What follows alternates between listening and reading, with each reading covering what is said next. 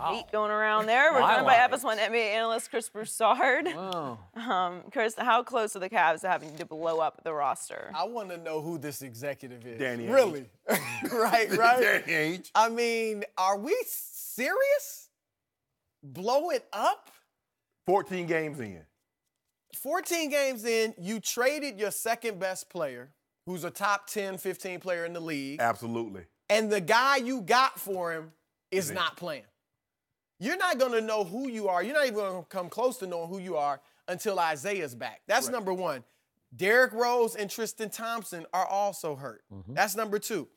In 2014, LeBron's first year there, they were also 7-7 and 5-7.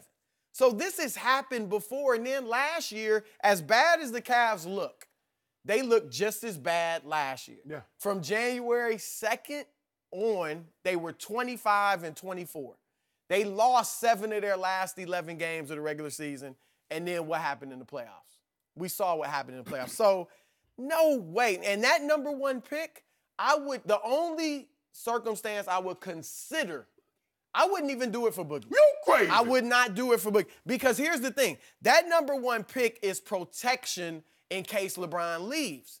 It could be the next superstar in the league. It could be a Ben Simmons type player in terms of that good. So you have to keep that. Only if LeBron came to me as the front office or the owner and said, I'm staying. Let's build to win this year, and in the future, I'm not going anywhere. You get his name on the dotted line, whatever. That's the only way I would consider trading that number one pick with a Kevin Love or something. Look, if I could get Boogie for Kevin Love and some other players on the roster or a lesser draft pick, yeah, I would do that. Try to get some rim protection if I couldn't get Boogie, but blow it up, no way. Not close. I believe that was Danny Ainge saying that. No, they shouldn't be. As long as you got LeBron James, you're not blowing anything up because this guy can get you to where. Because we've seen him take even inferior talent and go a lot farther than what these guys have here. Skip, this is not the same team. They've traded Kyrie. So now you got Derrick Rose, who wasn't there last year. Jay Crowder wasn't there last year. Isaiah Thomas wasn't there last year. They got a lot of guys, a lot of pieces. This is not the team from the last 3 NBA finals. This is not even close to that team. And as Chris mentioned, Double T is out. Derrick Rose is out. So we got to wait. First of all, they tried to trade Kevin Love, and they got no takers. And he's on a very friendly contract. Skip, he's 26th in the NBA in contract value. Think about it. In the next couple of years, True Holiday, Otto Porter, and Steven Adams will make more than Kevin Love. So his contract is going to be very friendly moving forward. But, here, caveat, nobody wants Kevin Love. Boogie is averaging 24, 28, and 14, and 6. That's more assists than Kyrie Irving. Boogie, unless Boogie's a point guard, he should not be averaging more assists than a point. You would give up the number one pick in Love for Boogie. Or, Brooklyn's pick. Yeah, I would. The thing is, you better win it now. Because Boogie's a free agent, too. So you could lose your number one pick next year. Let's say LeBron leaves, Boogie leaves, and you lose the pick, too. And chances are, no matter what move you make, this is the thing, no matter who you get for that number one pick from Brooklyn, you're probably not beating Golden State. No matter who you get. I mean, can you think of a realistic, unless it was Kawhi Leonard or somebody like that? Well, you know what? I was talking to Bron. Bron is interested in, we might be going to Philly. We might take our talents to Philly. He should go to, Philly, San Antonio, or Houston. New York over L.A., I'd say. Help me out because he's already the king, stay so. in the East. Yep. He's the king of the city. I didn't have time to do the research on this. What's Kyrie's record right now? I didn't get a chance. The Celtics are 13-2. Oh, the Celtics are 13-2. But and they won games without him. They were 2-0 without Kyrie. They're the best defensive team in all of basketball, and Kyrie is the second best individual player defensive rating-wise in all of basketball. Interesting.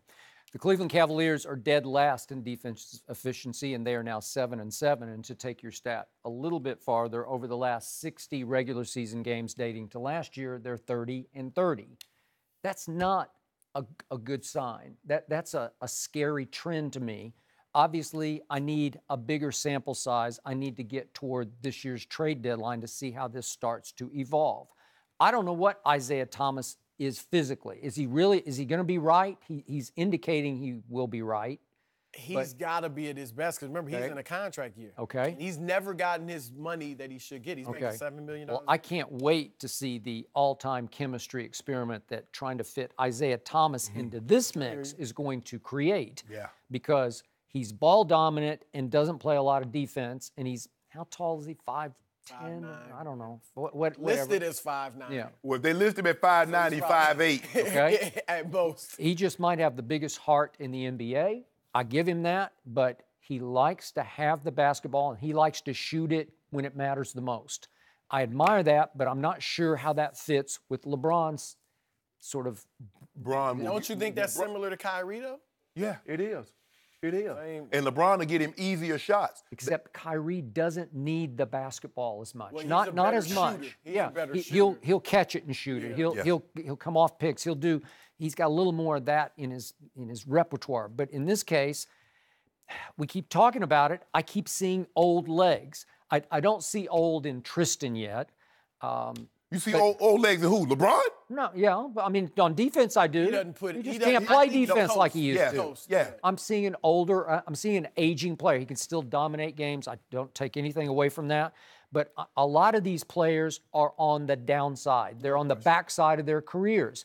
And it hurts most on the defensive end. Yes. And you've brought it up several times. You've got burnout and boredom going on with this basketball team. And it's hard because they know they're in the Eastern Conference, which is mostly a cakewalk, except now for that looming Boston. But they know what happened last year. They finish the last 46 games, they were 23-23, and it just didn't matter. Skip, if you don't, they cakewalked That's to the what, so final. you still think the regular season last year and Plus this year is, there's a trend what about going the on. Playoffs, though? It was when they just shocking. They just said, okay, it's time. Here we go. But I'm not sure they're going to be able to do that. By the way, did you see what Toronto did at Houston last night? Yeah. I'm starting to think Toronto's a little better than they were. A little better. Bron, you know what Bron do to Toronto. Skip, this is what I'm having a hard time understanding.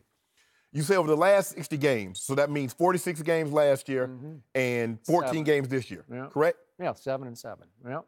Was Kyrie Irving any part of those 46 games last year, Chris Broussard? all of them. So in other words, when they finished dead last in deficiency rating, Kyrie Irving was on that team. Well, this year they're dead last. They weren't dead last They last were year. low, though. But they were 22nd, 23 and 23. What part of that 23 and 23 was Kyrie Irving a part of? What did I tell you earlier in the show? He didn't want to be part of any of it because he wanted out. And they would. We had quotes, anonymous quote earlier in this year where he went his separate way. You see what happened? This is a case of is that we look at Seattle's defense and they're balling out and they say they have the number one defense, but they got a weak corner. But, they got the number one defense. But what about that corner? And see, that's what Kyrie Irving did. Kyrie Irving has joined a team that was good defensively last year. They're athletic. They're young, athletic guys. All of these guys. They gave up their best defender in Avery Bradley. Yeah. But hold on. So Marcus Smart can't defend. No, he Jalen can't. Brown can't defend. Okay, but Rozier can't defend. Marcus Smart does not start for that team. No, but I'm saying, Skip, but he plays. Al Horford is a good rim protector. Yeah. So you're looking at this team, Aaron Baines. He's a big body. He can protect the rim. So Kyrie Irving gets They're the starting funnel. a rookie and a second-year player in that lineup. Yeah, as great as Kyrie is looking, and I had him as a dark horse MVP candidate going into the season. If they win 60-something, 60-ish, he'll be in the hunt. He'll be right there. But as good as he looks, the guy that's shining the most is Brad Stevens. Yeah. I agree. You said it, with two young guys, I don't care how good Jalen Brown potentially can be defensively. He's still a second-year player, fresh out of 1 year in college. Tatum. You rarely see young players like this, and then a point guard who's never been a great defender. To have the best defense in the league, that is incredibly impressive. So I give him credit for that. Can you tell me something? Kyrie Irving last year averaged about 25 points, about 5 assists, about a steal a game. Can you tell me anything different about him this year besides he's in green? His numbers were actually better last year. Yeah. What I keep telling you a number that you keep ignoring. He's second in the NBA in individual defense played. I'll show it to you. You ought to look. Ask your researcher to look that up. All I'm saying, it's a fact. He's ignoring. He shot better from the field. He can't process that. He shot better from the three. It's okay. Last year. Yeah. So the only difference is he's the difference is 13 and 2. Okay, that's the difference. Skip. You make hold on. What was their record last year at this time in Cleveland? Kyrie is deferring. He's doing whatever it takes to win the basketball game. So in other words, he's doing what he was unwilling to do in Cleveland. And remember, I said this, a lot of times when you're an athlete and people say you can't do something, what do you do when you go somewhere else? You show everybody what you can. It's kind of like a relationship, Skip. You know, oh, he was selfish. Oh, he wouldn't do this. You get a new relationship. Hey, where you want to go? Okay. You don't put your foot down. You whatever. Hey, what you want to? All right, I got you. But back to the LeBron question. If this trend continues, it's going to be up to that owner he's coexisting with LeBron James. So he's going to have to read the tea leaves, and he's going to have to make a gut-level decision to plunge or not plunge. And the plunge would be, he ain't staying anyway. I'm going to trade him at the trade deadline. You can't trade him. He got a no trade. Well, if you trade him the right place, he could agree on it. Bron has already said, I'm not going anywhere during the season. Huh? Yeah, would he? I don't know that he would do that because I don't know that there's a place he would go that he commit to. Would he commit to the Lakers long term? No. I don't think so. I tell you what we'll do. We'll trade you Kevin Love and a player for Joel Embiid. And a player? Who? Derrick Rose? Kevin Love and a player. Yeah. Not named LeBron James. What do you think is a reasonable LeBron James trade? I have no idea. With the Lakers, they would be better suited if they would just wait it out. I was going to say, if he would commit to the Lakers, and if I'm the Lakers, I'm like, we're not trading him. We'll just get him in the summer. If you know you can get him, but if you could trade for him, you guarantee that you're going to get him, but you're going to have to give up a bunch of young I wouldn't do it just because I think they could keep those guys and bring LeBron. I believe had Cleveland known that Kyrie was going to want out, they would have traded him and got Paul George and Carmelo. I think they got blindsided by this Kyrie. There's no way. There's no way. I'm told they could have got Paul George for Kyrie. There were all types of three-team scenarios, but LeBron wouldn't commit to staying in Cleveland. Right. Because Paul George wanted to know, is LeBron going to stay there? Right. George was willing to stay this year, obviously, and next year. He wasn't really willing to sign a huge extension. Mm-hmm. He was willing to go to 2 years, and LeBron still wouldn't commit to Cleveland. Yeah, we got to leave our I don't know why not. Why? He's just loyal, right? No. LeBron James is loyal to trying to win Isn't that what the tattoo says? So it should be like loyalty to championship. He utilizes his power. Yeah. Who's loyal in the NBA? I'm okay with it. I'm okay with it. To be clear, I'm okay with it. I'm just confused by the branding. Loyalty. That's all. I'm the most loyal guy money can buy. Thanks for watching. Subscribe here to get the latest from the show. Be sure to check out more of the best clips from Undisputed, or go watch a few segments from the newest show on FS1, First Things First, with Chris Carter and Nick Wright.